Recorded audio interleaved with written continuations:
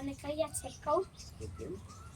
શ્રદ્ધા, સ્વધર્મ, વૈરાગ્ય, સર્વ પ્રકાર ઇન્દ્રિયનો નિગ્રહ કરવો, ઈચ્છા, બ્રહ્મચર્ય, સાધુનો સમાગમ, આત્મનિષ્ઠા, મહાત્મ્ય જ્ઞાન સહિત એવી જે ભગવાનની નિશ્ચળ ભક્તિ, સંતોષ, નિર્દંભપણું, દયા, તપ, પોતાથી ગુણે કરીને મોટા જે ભગવાનના ભક્ત તેમના વિશે ગુરુભાવ રાખીને બહુ પ્રકારના માનવા અને પોતાના બરોબરિયા છે ભગવાનના ભક્ત તેમના વિશે મિત્ર ભાવ રાખવો અને પોતાથી ઉતરતા જે ભગવાનના ભક્ત તેમની વિશે શિષ્ય ભાવ રાખીને તેમનું હિત જ કરવું.